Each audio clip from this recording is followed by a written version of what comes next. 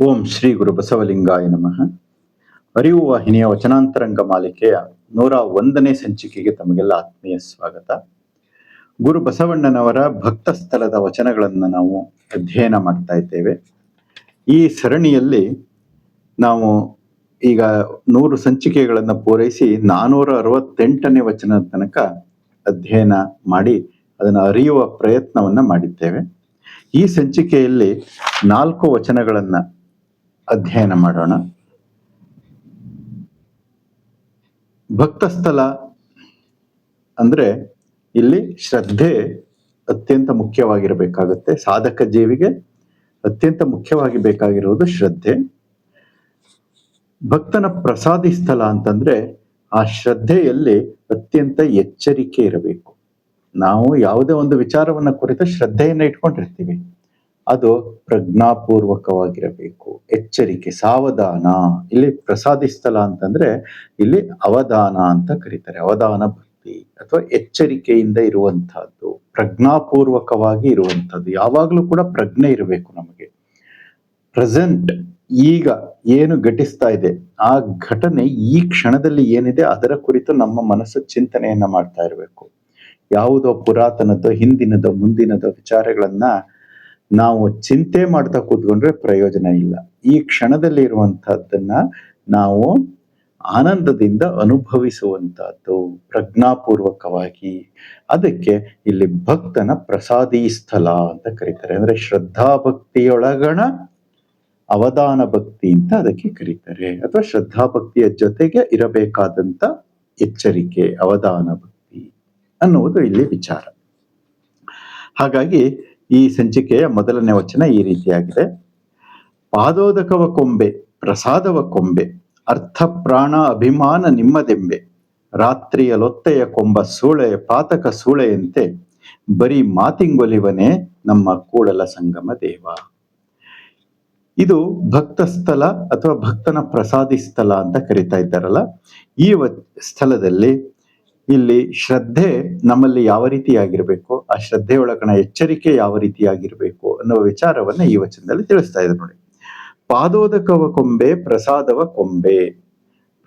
ಪಾದೋದಕವನ್ನ ತೆಗೆದುಕೊಳ್ತೀವಿ, ನಿತ್ಯ ಪ್ರಸಾದವನ್ನ ತೆಗೆದುಕೊಳ್ತೀವಿ. ಲಿಂಗ ಪೂಜೆಯನ್ನ, ಜಂಗಮ ಪೂಜೆಯನ್ನ ನಾವು ಏನ್ ಮಾಡ್ತೀವಿ ಮಾಡಿ ಅದರಿಂದ ಪಾದೋದಕವನ್ನ, ಪ್ರಸಾದವನ್ನ ಸ್ವೀಕಾರ ಮಾಡ್ತಾ ಇದ್ದೇವೆ. ಮತ್ತೆ ಮಾಡ್ತಾ ಮಾಡ್ತಾ ಏನ್ ಹೇಳ್ತೇವೆ ಅಂತಂದ್ರೆ ಅರ್ಥ ಪ್ರಾಣ ಅಭಿಮಾನ ಇವೆಲ್ಲವೂ ಕೂಡ ನಿಮ್ಮದು. ಅಂದ್ರೆ ನಾನು ಅರ್ಪಣೆ, ಗುರು ಲಿಂಗ ಜಂಗಮಕ್ಕೆ ಅರ್ಥ ಪ್ರಾಣ ಅಭಿಮಾನವನ್ನ ನಾನು ಸಲ್ಲಿಸಿದ್ದೇನೆ ಅಂತ ನಾವು ಹೇಳ್ತೇವೆ ಬಾಯಿ ಮಾತಲ್ಲಿ. ಅದನ್ನ ಹೇಳ್ತಾ ಇದ್ದಾರೆ ಇಲ್ಲಿ. ಎಚ್ಚರಿಕೆಯಿಂದ ಅಳವಡಿಸಿಕೊಳ್ಳಬೇಕು ಅನ್ನುವುದು ಇಲ್ಲಿ ಪ್ರಮುಖ. ಹಾಗಾಗಿ ಹೇಳ್ತಾರೆ ಅರ್ಥ ಪ್ರಾಣ ಅಭಿಮಾನ ನಿಮ್ಮದೆಂಬೆ. ಇವೆಲ್ಲವೂ ಕೂಡ ಗುರು ಲಿಂಗ, ಅರ್ಥವನ್ನ ಗುರುವಿಗೆ, ಪ್ರಾಣವನ್ನ ಲಿಂಗಕ್ಕೆ, ಅಭಿಮಾನವನ್ನ ಜಂಗಮಕ್ಕೆ ನಾನು ಸಲ್ಲಿಸಿಬಿಟ್ಟಿದ್ದೀನಿ. ನನ್ನದು ಅನ್ನೋದು ಏನೂ ಇಲ್ಲ ಅಂತ ಬಾಯಿ ಮಾತಿನಲ್ಲಿ ಹೇಳ್ತಾ ಇರುವುದು. ಮುಂದೆ ಹೇಳ್ತಾರೆ ಇದು ಹೆಂಗಾಗಿದೆ ಅಂತಂದ್ರೆ ಉದಾಹರಣೆ ಬಹಳ ಚೆನ್ನಾಗಿ ಕೊಡ್ತಾರೆ. ರಾತ್ರಿಯಲ್ಲಿ ಒತ್ತೆಯ ಕೊಂಬ ಪಾತಕ ಸೂಳೆಯಂತೆ. ಒಂದು ಹೆಣ್ಣು ಗರತಿಯಂತೆ ತೋರ್ಪಡಿಸ್ಕೊಳ್ತಾ ಇರ್ತಾಳೆ ಹಗಲಲ್ಲಿ, ರಾತ್ರಿ ಹೊತ್ತು ವೇಶ್ಯಾವಾಟಿಕೆಯಲ್ಲಿ ತೊಡಗಿಸ್ಕೊಳ್ತಾ ಇರ್ತಾಳೆ. ಈ ರೀತಿಯಾಗಿ ಇದೆ ಅಂತರಂಗ, ಬಹಿರಂಗ ಶುದ್ಧ ಇಲ್ಲ ಅಂತ. ಒಳಗೆ ಇರುವುದು ಒಂದು, ಹೊರಗೆ ತೋರ್ಪಡಿಕೆ ಮತ್ತೊಂದು. ಅದಕ್ಕೆ ಹೇಳ್ತಾ ಇದ್ದಾರೆ ಅರ್ಥ ಪ್ರಾಣ ಅಭಿಮಾನ ನಿಮ್ಮದೆಂಬೆ, ಆದರೆ ಬರೀ ಮಾತಿಂಗೊಲಿವನೇ ನಮ್ಮ ಕೂಡಲ ಸಂಗಮ ದೇವ. ಕೇವಲ ಮಾತಿಗೆ ಒಲಿಯೋದಿಲ್ಲ ಅಂತ ಇಲ್ಲಿ ಹೇಳ್ತಾ ಇದ್ದಾರೆ. ಹಾಗಾಗಿ ಕೇವಲ ಮಾತಿಗೆ ಒಲಿಯೋದಿಲ್ಲ ಅಂತಂದ್ರೆ ಅಂದ್ರೆ ಅದರಿಂದ ನಮಗೆ ಸಿಗಬೇಕಾದಂತ ಪ್ರಯೋಜನಗಳು ಸಿಗೋದಿಲ್ಲ, ಆನಂದ ಸಿಗೋದಿಲ್ಲ. ಒಲಿಯುವುದು ಅಂತಂದ್ರೆ ಕೂಡಲ ಸಂಗಮ ದೇವ ಒಲಿಯುವುದು ಅಂತಂದ್ರೆ ಅದು ಬಂದು ನಮಗೆ ಒಲಿಯುತ್ತೆ. ಬೇರೆ ಸಿನಿಮಾದಲ್ಲಿ ನೋಡ್ತೀವಲ್ಲ, ಶಿವ ಬಂದು ಪ್ರತ್ಯಕ್ಷ ಆಗಿಬಿಡ್ತಾನೆ. ಆ ತರದ ಕಲ್ಪನೆಗಳು ಶರಣರ ವಚನಗಳಲ್ಲಿ ಬರೋದಿಲ್ಲ. ಶರಣರ ಜೀವನದಲ್ಲಿ ಬರುವುದೇನು ಅಂತಂದ್ರೆ ಇಲ್ಲಿ ನಮ್ಮ ಆತ್ಮ ತೃಪ್ತಿ, ನಮಗೆ ತೃಪ್ತಿ ಇರೋದಿಲ್ಲ. ನಾನು ಈಗ ನನ್ನ ಮನವರಿಯದ ಕಳ್ಳತನವಿಲ್ಲವಲ್ಲ ಅಂತ ಹೇಳ್ತಾರೆ. ಅಂದ್ರೆ ನಾನು ಮಾಡುವ ಕಳ್ಳತನ ನನ್ನ ಮನಸ್ಸಿಗೆ ಮಾತ್ರ ಗೊತ್ತಿರುತ್ತೆ. ಜಗತ್ತಿಗೆ ಗೊತ್ತಿದೆಯೋ ಇಲ್ವೋ ಗೊತ್ತಿಲ್ಲ, ಆದ್ರೆ ನನ್ನ ಮನಸ್ಸಿಗೆ ನನ್ನ ಕಳ್ಳತನ ಗೊತ್ತಿರುತ್ತೆ. ಆ ನನ್ನ ಕಳ್ಳತನ ನನಗೆ ಗೊತ್ತಿದೆ ಅಂತಂದ್ರೆ ನನಗೆ ಆತ್ಮತೃಪ್ತಿ ಇಲ್ಲ ಅಂತ ಅರ್ಥ. ಆತ್ಮತೃಪ್ತಿ ಇಲ್ಲ ಅಂತಂದ್ರೆ ಅಂತರಂಗ ಬಹಿರಂಗ ಶುದ್ಧಿ ಇಲ್ಲ ಅನ್ನುವುದು. ಆಗ ನಮ್ಗೆ ಏನಾಗ್ತಾ ಇದೆ, ಕೂಡಲ ಸಂಘ ಒಲಿಯೋದು ಅಂದ್ರೆ ಅದೇ ಅರ್ಥ. ಅಲ್ಲಿ ನಮ್ಮಲ್ಲಿ ಸಮಾಧಾನ ಇರೋದಿಲ್ಲ, ನಿರಾಳತೆ ಇರೋದಿಲ್ಲ. ಈ ರೀತಿಯಾದಂತ ಒಂದು ಗೊಂದಲದ ಜೀವನವನ್ನ ನಾವು ಕಳೆದು ಹಾಗೆ ಗೊಂದಲದಲ್ಲೇ ನಾವು ಹೋಗ್ತಾ ಇದ್ದೇವೆ ಅಂತ ಈ ವಚನದ ಭಾವಾರ್ಥ. ಮುಂದಿನ ವಚನ 470. ಪಾತಕ ಮಹಾಪಾತಕವ ಮಾಡಿದವನು ಸದ್ಭಕ್ತರ ಮನೆಗೆ ಹೋಗಿ ಅವರೊಕ್ಕ ಪ್ರಸಾದವನ ಆಯ್ದು ಉಂಡಡೆ ಸಕಲ ಬ್ರಹ್ಮಹತ್ಯಾದಿ ಪಾತಕ ಪರಿಹಾರ ಒಮ್ಮೆ ಬೇಡಿಕೊಂಡುಂಡಡೆ. ಇದು ಕಾರಣ ಕೂಡಲ ಸಂಗಮ ದೇವ ನಿಮ್ಮ ಸದ್ಭಕ್ತರಿಗೆ ನಮೋ ನಮೋ ಎಂಬೆನು. ನೋಡಿ, ಇಲ್ಲಿ ಹಿಂದಿನ ವಚನದಲ್ಲಿ ಏನ್ ಹೇಳಿದ್ರು, ಪಾದೋದಕವ ಅಂದ್ರೆ ಅಂತರಂಗ ಬಹಿರಂಗ ಶುದ್ಧಿ ಇಲ್ಲದೆ ಹೇಳುವುದೊಂದು ನಡೆಯುವ ರೀತಿ ಇನ್ನೊಂದು ಆಗಬಾರ್ದು. ಆ ರೀತಿ ಆಗಿದ್ರೆ ಅದು ಪ್ರಯೋಜನಕ್ಕೆ ಬರೋದಿಲ್ಲ ಅಂತ ಅಲ್ಲಿ ತಿಳಿಸಿದ್ರೆ, ಇಲ್ಲೇನ್ ಹೇಳ್ತಾರೆ, ಶರಣರ ಸಂಘದಿಂದ ನಮಗೆ, ಅನುಭಾವಿಗಳ ಸಂಘದಿಂದ ನಮಗೆ ಏನೇನೆಲ್ಲ ಒಳ್ಳೇದಾಗುತ್ತೆ, ಏನೇನೆಲ್ಲ ನಮಗೆ ಸಿಗುತ್ತೆ, ಲಾಭ ಆಗುತ್ತೆ ಅನ್ನೋ ವಿಚಾರವನ್ನು ಹೇಳ್ತಾರೆ. ಪಾತಕ ಮಹಾಪಾತಕವ ಮಾಡಿದವನು, ಎಂಥ ಹೀನಾತಿ ಹೀನ ಕೃತ್ಯಗಳನ್ನೇ ಮಾಡಿರ್ಲಿ, ಪಾತಕ ಮಹಾಪಾತಕ, ಹೀನ ಹೀನಾತಿ ಹೀನ ಅತಿಹೀನ ಕ್ರೌರ್ಯ, ಯಾವುದೇ ರೀತಿಯಾದಂತ ಕ್ರಿಯೆಗಳನ್ನ ತನ್ನ ಪೂರ್ವಾಶ್ರಮದಲ್ಲಿ ಮಾಡಿರ್ಲಿ ಒಬ್ಬ ವ್ಯಕ್ತಿ, ಒಮ್ಮೆ ಅರಿವು ಉಂಟಾದ ಮೇಲೆ, ಜ್ಞಾನೋದಯ ಆದ ಮೇಲೆ ಸದ್ಭಕ್ತರ ಮನೆಗೆ ಹೋಗಿ ಅವರೊಕ್ಕ ಪ್ರಸಾದವನ್ನು ಆಯ್ದುಂಡಡೆ. ಅರಿವು ಉಂಟಾದ ಮೇಲೆ ಸದ್ಭಕ್ತರ ಮನೆಗೆ ಹೋಗಿ, ಜ್ಞಾನಿಗಳು ಅನುಭಾವಿಗಳು ಶರಣರ ಮನೆಗೆ ಹೋಗಿ ಅವರು ಕೊಟ್ಟಿದ್ದನ್ನ, ಅವರೊಕ್ಕ ಪ್ರಸಾದವನ್ನು ಆಯ್ದುಂಡಡೆ, ಅವರು ಕೊಟ್ಟಿದ್ದನ್ನ ಸಂತೋಷದಿಂದ ಸ್ವೀಕಾರ ಮಾಡಿ, ಅವರ ಜೊತೆ ನಾಲ್ಕಾರು ಒಳ್ಳೆಯ ಮಾತುಗಳನ್ನಾಡಿ, ಅವರು ಹೇಳುವಂತ ವಿಚಾರಗಳನ್ನ ಕೇಳಿ ಅದನ್ನ ತಲೆಯೊಳಗಡೆ ಹಾಕೊಂಡು ಅನುಭವಕ್ಕೆ ಅದನ್ನ ಆಚರಣೆಗೆ ತಂದದ್ದೇ ಆದ್ರೆ ಆಗ ಹೇಳ್ತಾರೆ, ಸಕಲ ಬ್ರಹ್ಮ ಹತ್ಯಾದಿ ಪಾತಕ ಪರಿಹಾರ ಒಮ್ಮೆ ಬೇಡಿಕೊಂಡಡೆ. ಒಂದು ಸಾರಿ ಅವರ ಮನೆಗೆ ಹೋಗಿ ಬಂದ್ರೆ, ಜ್ಞಾನಿ ಅನುಭಾವಿಗಳ ಒಡನಾಟದಲ್ಲಿ ನಾವು ಬಿದ್ರೆ ಆಗ ಏನಾಗುತ್ತಂತಂದ್ರೆ, ಒಂದು ಸಾರಿ ಮಾಡಿದ್ರೆ ಈ ರೀತಿ ಎಲ್ಲ ಪರಿಹಾರ ಆಗುತ್ತಂತೆ, ಎಲ್ಲ ಪಾತಕ ಮಹಾಪಾತಕಗಳು ಕೂಡ ಪರಿಹಾರ ಆಗ್ತವೆ ಅಂತ ಗುರು ಬಸವಣ್ಣನವರು ನಮಗೆ ಸಂದೇಶವನ್ನ ಕೊಡ್ತಾ ಇದ್ದಾರೆ. ಹಾಗಾಗಿ ನಮ್ಮ ಒಡನಾಟ ಯಾವಾಗಲೂ ಒಂದ್ಸಾರಿ ಮಾಡಿದ್ರೆ ಇಷ್ಟು ಒಳ್ಳೇದಾಗುತ್ತೆ ಅಂದ್ರೆ, ನಾವು ಜೀವನ ಪರ್ಯಂತ ಜ್ಞಾನಿಗಳ ಒಡನಾಟದಲ್ಲಿದ್ರೆ, ಅನುಭಾವಿಗಳ ಶರಣರ ಒಡನಾಟದಲ್ಲಿದ್ರೆ ಎಂಥ ನಮಗೆ ಯಾವ ತೊಂದರೆಗಳು ಕೂಡ ಬರೋದೇ ಇಲ್ಲ ಅನ್ನುವ ವಿಚಾರವನ್ನ ಇಲ್ಲಿ ಹೇಳ್ತಾ ಇದ್ದಾರೆ. ಇದು ಕಾರಣ ಕೂಡಲ ಸಂಗಮ ದೇವ ನಿಮ್ಮ ಸದ್ಭಕ್ತರಿಗೆ ನಮೋ ನಮೋ ಎಂಬೆನು. ಈ ಕಾರಣದಿಂದ ನಾನು ನಿಮ್ಮ ಶರಣರಿಗೆ ನಮೋ ನಮೋ, ನಮೋ ನಮೋ ಅಂತಂದ್ರೆ ಏನು ಅಂತಂದ್ರೆ ಯಾವಾಗಲೂ ಶರಣಾಗಿರುತ್ತೇನೆ ಅಂತ. ನಮೋ ಅಂದ್ರೆ ನಮಿಸುವುದು ಅಂತ, ನಮಿಸುವುದು ಅಂದ್ರೆ ಶರಣು ಅಂತವರ ಜೊತೆ ನನ್ನ ಒಡನಾಟದಲ್ಲಿ ಇಟ್ಕೊಳ್ತೀನಿ, ವಿನಯದಿಂದ ಇರ್ತೀನಿ, ಭೃತ್ಯವನಾಗಿರ್ತೀನಿ ಅನ್ನುವ ಒಂದು ಭಾವ. ಮುಂದಿನ ವಚನ ಈ ರೀತಿಯಾಗಿದೆ 471. ನಾನು ಹೊತ್ತ ಹುಳ್ಳಿಯನ ಅಂಬಲಿಗೆ ಕೊಂಬವರಿಲ್ಲ ನೋಡಯ್ಯ, ಆನು ನಿಮ್ಮ ಶರಣರ ಒಕ್ಕುದ ನುಂಡು ಬದುಕುವೆ ನಯ್ಯ, ಮೇರುವ ಸಾರಿದ ಕಾಗೆ ಹೊಂಬಣ್ಣ ಒಪ್ಪದು ತಪ್ಪದು ಕೂಡಲ ಸಂಗಮ ದೇವ. ಇವೆಲ್ಲವೂ ಕೂಡ ಶರಣರ ಒಡನಾಟದ ಒಂದು ಮಹಿಮೆಯನ್ನ ಹೇಳ್ತಾ ಇದ್ದಾರೆ. ಅದರಿಂದ ಏನೇನು ಫಲಗಳು ನಮಗೆ ಸಿಗ್ತವೆ ಅಂತ ಹೇಳ್ತಾರೆ. ನಾನು ಹೊತ್ತ ಹುಳ್ಳಿಯನು ಅಂಬಲಿಗೆ ಕೊಂಬುವರಿಲ್ಲ ನೋಡಯ್ಯ. ನಾನು ಏನೋ ಹೊತ್ಕೊಂಡು ಬಂದಿದ್ದೀನಿ ತಲೆ ಮೇಲೆ ಮಾರ್ಲಿಕ್ಕೆ ಅಂತ, ಅದು ಬೆಲೆ ಬಾಳೋದು ಅಂತ ನಾನ್ ತಿಳ್ಕೊಂಡಿದ್ದೀನಿ ಅದನ್ನ. ನಾನು ಹೊತ್ತಿರುವಂತ ಹುಳ್ಳಿ ಹೊರೆ ಬಹಳ ಬೆಲೆ ಬಾಳುವಂತ ಹೊರೆಯನ್ನ ನಾನು ಹೊತ್ಕೊಂಡು ಬಂದಿದ್ದೀನಿ. ಯಾರಾದ್ರೂ ಎಷ್ಟಾದ್ರೂ ದುಡ್ಡು ಕೊಟ್ಟು ನಾನು ಹೇಳಿದಷ್ಟು ದುಡ್ಡು ಕೊಟ್ಟು ಕೊಂಡ್ಕೊಳ್ತಾರೆ ಅಂತ ನನ್ನ ಭಾವನೆ ಇದೆ. ಆ ರೀತಿ ನಾನು ಮಾರ್ಲಿಕ್ಕೆ ಹೋಗ್ತಾ ಇದ್ದೀನಿ. ಆದ್ರೆ ಬಸವಣ್ಣನವರು ಏನ್ ಹೇಳ್ತಾ ಇದ್ದಾರೆ, ನಾನು ಹೊತ್ತ ಹುಳ್ಳಿಯನು ಅಂಬಲಿಗೆ ಕೊಂಬುವರಿಲ್ಲ. ಒಂದು ಕಡೆ ಗಂಜಿ ಕೊಟ್ಟು ಅದನ್ನ ಕೊಂಡ್ಕೊಳ್ಳೋರಿಲ್ಲ, ದುಡ್ಡು ಕೊಡೋದಿರ್ಲಿ, ಅವ್ರ ಮನೆ ಹಿಂದಿನ ದಿನದ ಗಂಜಿಯನ್ನ ಕೊಟ್ಟು ಕೂಡ ಕೊಂಡುಕೊಳ್ಳುವವರು ಇಲ್ಲ ಅಂತ ಹೇಳ್ತಾ ಇದ್ದಾರೆ. ನಾನು ಹೊತ್ತ ಹುಳ್ಳಿಯನು ಅಂಬಲಿಗೆ ಕೊಂಬುವರಿಲ್ಲ ನೋಡಯ್ಯ ಅಂತ ಹೇಳ್ತಾರೆ. ಅಂದ್ರೆ ಅರ್ಥ, ನಾನು ಏನು ನನ್ನ ತಲೆಯ ತುಂಬ ಹೊರೆಯನ್ನ ಹೊತ್ಕೊಂಡಿದ್ದೇನೆ, ನಾನು ಸತ್ಯ, ನಾನು ತಿಳಿದದ್ದೇ ಸತ್ಯ, ನಾನು ಅಂಥ ಸಾಧನೆಯನ್ನ ಮಾಡಿದ್ದೀನಿ, ಇಂಥ ಸಾಧನೆಯನ್ನ ಮಾಡಿದ್ದೀನಿ ಅಂತ ನಾನು ಹೇಳ್ಕೊಂಡು ಹೋಗ್ತಾ ಇದ್ದೀನಿ, ಇದು ನಿಷ್ಪ್ರಯೋಜಕ, ಇದನ್ನ ಯಾರು ಕೊಳ್ಳೋದಿಲ್ಲ, ಯಾರು ಕೊಳ್ಳೋದಿಲ್ಲ. ಯಾಕೆ ಅಂದ್ರೆ ಪ್ರತಿಯೊಬ್ಬರು ಸ್ವಯಾನುಭಾವಿಗಳಾಗಬೇಕು. ನಿನ್ನ ಹೊರೆಯನ್ನ ಬೇರೆಯವರು ಕೊಂಡುಕೊಳ್ಳಲು ಪ್ರಯೋಜನ ಇಲ್ಲ ಅವರಿಗೆ. ಅವರು ಅವರ ಒಂದು ವಿಚಾರವನ್ನ ಅವರು ಮಾಡ್ಕೊಳ್ತಾರೆ.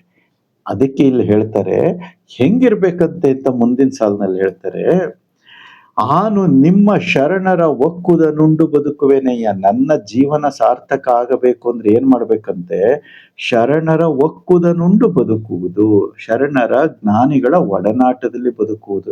ನನ್ನ ಅಹಂಕಾರವನ್ನ ಬಿಡಬೇಕು. ನಾನು ಏನೋ ಮಹಾ ಜ್ಞಾನಿಯಾಗಿಬಿಟ್ಟಿದ್ದೀನಿ, 4 ವಚನ ಕಲ್ತ್ಕೊಬಿಟ್ಟಿದ್ದೀನಿ, 4 ವಚನದ ಅರ್ಥ ತಿಳ್ಕೊಬಿಟ್ಟಿದ್ದೀನಿ ಅನ್ನುವ ಅಹಂಭಾವದಲ್ಲೇ ಆಗಲಿ, ನಾನು ಏನೋ ಬರೆಯಕ್ ಬರುತ್ತೆ ಸ್ವಲ್ಪ, ಹೇಳೋಕ್ ಬರುತ್ತೆ ಸ್ವಲ್ಪ ಅನ್ನೋ ಅಹಂಕಾರದಲ್ಲಿ ಇದ್ದೇ ಆದ್ರೆ ನಿನ್ನ ವಿಚಾರವನ್ನ ಯಾರು ಕೇಳೋದಿಲ್ಲ.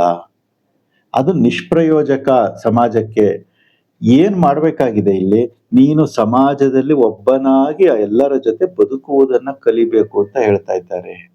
ಎಚ್ಚರಿಕೆಯಿಂದ ಕಲಿಬೇಕು, ಎಚ್ಚರಿಕೆಯಿಂದ ಅದನ್ನ ಅಳವಡಿಸಿಕೊಳ್ಳಬೇಕು. ಅದೇ ಅವಧಾನ ಭಕ್ತಿ. ಆನು ನಿಮ್ಮ ಶರಣರ ಒಕ್ಕುದನುಂಡು ಬದುಕುವೆನಯ್ಯ. ನಿಮ್ಮ ಶರಣರು ಏನು ಕೊಡ್ತಾರೋ ಅದನ್ನ ನಾನು ತಿಂದು ಬದುಕ್ತೀನಿ, ಈಸ್ಕೊಂಡು ಬದುಕ್ತೀನಿ. ಮೇರುವ ಸಾರಿದ ಕಾಗೆ ಹೊಂಬಣ್ಣ ಒಪ್ಪುದು ತಪ್ಪದು ಕೂಡಲ ಸಂಗಮ ದೇವ. ಇದಕ್ಕೆ ಉದಾಹರಣೆಯನ್ನ ಕೊಡ್ತಾರೆ. ನಾನು ಏನೂ ಮಾಡೋದು ಬೇಕಾಗಿಲ್ಲ. ಏನ್ ಮಾಡ್ಬೇಕಂತೆ, ಒಂದು ಉದಾಹರಣೆಯನ್ನ ಕೊಡ್ತಾರೆ. ಒಂದು ಪ್ರತೀತಿ ಇದೆ. ಮೇರುವ ಸಾರಿದ ಕಾಗೆ, ಮೇರು ಅಂತ ಒಂದು ಮೇರು ಪರ್ವತ ಅಂತ, ಮೇರು ಪರ್ವತ ವಿಂಧ್ಯಗಿರಿಗೆ ಯಾವ್ದೋ ಮೇರು ಪರ್ವತಕ್ಕೆ ಹೇಳ್ತಾರಲ್ಲಿ. ಆ ಮೇರು ಪರ್ವತಕ್ಕೆ ಹೋದ್ರೆ ಅಲ್ಲಿ ಕಾಗೆ, ಕಪ್ಪಾದ ಕಾಗೆ ಹಾರಾಡ್ತಾ ಇದ್ರೆ ಅಲ್ಲಿ ಏನಾದದು ಹೊಂಬಣ್ಣವಾಗಿ ಕಾಣುತ್ತಂತೆ, ಕೆಂಪು ಬಂಗಾರದ ಬಣ್ಣದಲ್ಲಿ ಕಾಣುತ್ತಂತೆ. ಅಲ್ಲಿ ಅದೇನು ಮಾಡ್ಬೇಕಾಗಿಲ್ಲ, ಸುಮ್ನೆ ಅಲ್ಲಿ ಹಾದು ಹೋದ್ರು ಸಾಕು, ಅದ್ರ ಬಣ್ಣ ಹೊಂಬಣ್ಣದಂಗೆ ಕಾಣುತ್ತೆ. ಹಂಗೆ ಯಾಕೆ ಅಂದ್ರೆ ಈಗ ಉದಾಹರಣೆಗೆ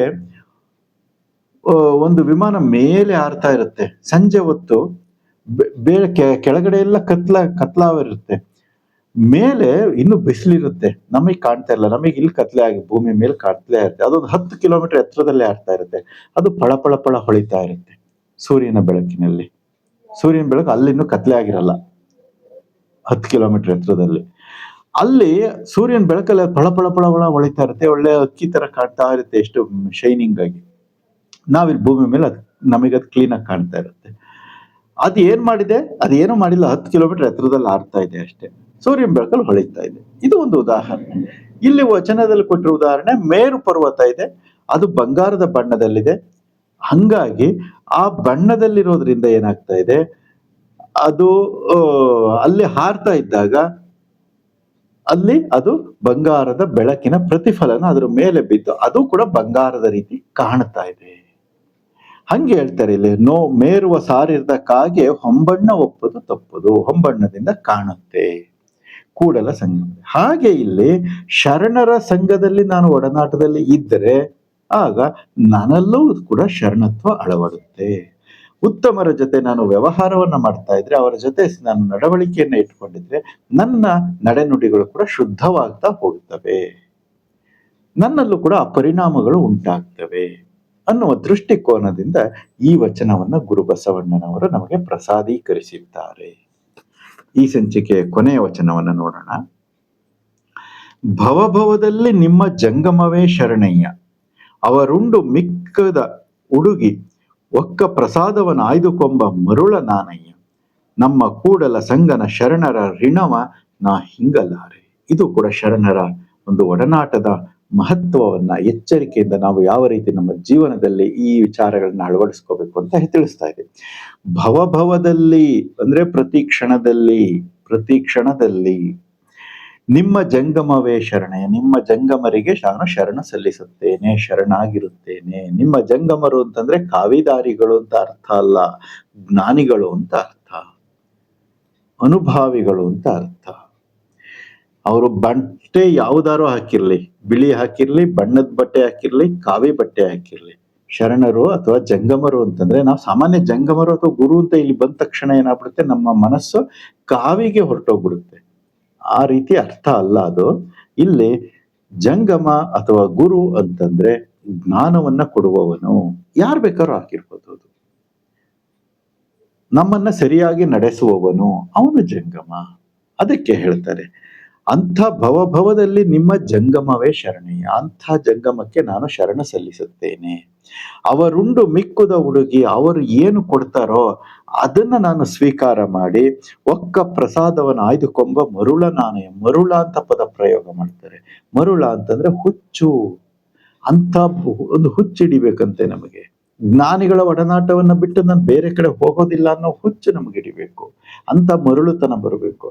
ಆಗ ನಾವು ಏನಾಗ್ತೀವಿ, ಅಯಸ್ಕಾಂತದ ಒಳಗೆ ಸಿಕ್ಕ ಕಬ್ಬಿಣದ ತರ ಆಗ್ತೀವಿ. ಹೆಂಗೆ ಕಬ್ಬಿಣ ಅಯಸ್ಕಾಂತದ ಒಳಗೆ ಸಿಕ್ಕಂತ ಕಬ್ಬಿಣ ತಾನು ಅಯಸ್ಕಾಂತೀಯ ಗುಣವನ್ನ ಬರುತ್ತಲ್ಲ, ಹಾಗೆ ನಮ್ಮಲ್ಲಿ ಆ ಜಂಗಮತ್ವದ ಗುಣಗಳು ಲಕ್ಷಣಗಳು ಗೋಚರಿಸ್ಲಿಕ್ಕೆ ಪ್ರಾರಂಭ ಆಗ್ತವೆ. ಅಂಥವ್ರ ಜೊತೆಗಿರ್ಬೇಕು. ಏನು ಗೊತ್ತಿಲ್ಲದೆ ಇರುವಂತಹ ಕೆಲವ್ರ ಜೊತೆಗಿದ್ರೆ ಪ್ರಯೋಜನ ಏನೋ ಅಂತ ವಿಚಾರಗಳನ್ನ ಕಲಿತೀವಿ. ಜ್ಞಾನಿಗಳ ಜೊತೆ ಇದ್ರೆ ಜ್ಞಾನವನ್ನ ಕಲಿತೀವಿ. ನಾವು ಎಲ್ಲಿರ್ತೀವೋ ಅದನ್ನ ಕಲಿತೀವಿ ಅಲ್ವಾ, ಸ್ವಾಭಾವಿಕ ಅದು. ಅದಕ್ಕೆ ನಮ್ಮ ಸ್ವಭಾವ ಹೆಂಗಾಗ್ಬೇಕು, ಈಗ ಜ್ಞಾನಿಗಳ ಜೊತೆ ಇದ್ರೆ ಜ್ಞಾನವನ್ನ ಕಲಿಯೋದ್ರಿಂದ ಅಲ್ಲಿ ಅವ್ರ ಜೊತೆ ಇದ್ರೆ ನಮ್ಮ ಸಾಧನೆ ಸುಲಭ ಆಗುತ್ತೆ. ನಮ್ಮ ಕೂಡಲ ಸಂಗನ ಶರಣರ ಋಣವನ್ನ ತೀರಿಸಲಾರೆ ಅಂತ ಬಸವಣ್ಣರು ಹೇಳ್ತಾ ಇದ್ದಾರೆ. ಕೂಡಲ ಸಂಗನ ಶರಣರ ಋಣವನ್ನ ನಾವು ಯಾವತ್ತಿಗೂ ತೀರಿಸಲಿಕ್ಕೆ ಸಾಧ್ಯ ಇಲ್ಲ. ಯಾಕೆ ಅಂತಂದ್ರೆ ಅಂತ ಜ್ಞಾನವನ್ನು ಅವರು ನಮ್ಗೆ ಕೊಡ್ತಾ ಇದ್ದಾರೆ. ಆ ಜ್ಞಾನದಿಂದ ನಮ್ಮ ಜೀವನ ಪಾವನ ಆಗ್ತಾ ಇದೆ. ಅದರಿಂದ ನಾವು ಸದಾಕಾಲ ಅತ್ಯಂತ ಎಚ್ಚರಿಕೆಯಿಂದ, ವಿನಮ್ರತೆಯಿಂದ, ಭ್ರಾತೃತ್ವವನ್ನ ಅಳವಡಿಸಿಕೊಂಡು, ಭೃತ್ಯಾಚಾರವನ್ನ ಅಳವಡಿಸಿಕೊಂಡು ಶರಣರ ಸಂಘದಲ್ಲಿ ಇರುವುದನ್ನ ನಾವೇ ಯಾವತ್ತೂ ಕೂಡ ಬಿಡಬಾರದು. ಯಾವೊಬ್ಬ ವ್ಯಕ್ತಿ ಎಷ್ಟೇ ಜ್ಞಾನಿಯಾಗಿರ್ಲಿ, ಎಷ್ಟೇ ಅನುಭಾವಿಯಾಗಿರ್ಲಿ, ಎಂಥವನೇ ಆಗಿದ್ರು ಕೂಡ ಅವನಿಗೆ ಜ್ಞಾನಿಗಳ ಸಂಘ ಇರಲೇಬೇಕು, ಒಡನಾಟದಲ್ಲಿ ಇರಲೇಬೇಕು. ಇದು ಗುರು ಬಸವಣ್ಣನವರ ಒಂದು ಸ್ಪಷ್ಟ ಸಂದೇಶ ಈ ವಚನಗಳಲ್ಲಿ ವ್ಯಕ್ತ ಆಗ್ತಾ ಇದೆ. ವೀಕ್ಷಿಸಿದ್ದಕ್ಕೆ ಧನ್ಯವಾದಗಳು. ಶರಣು ಶರಣಾರ್ಥಿ.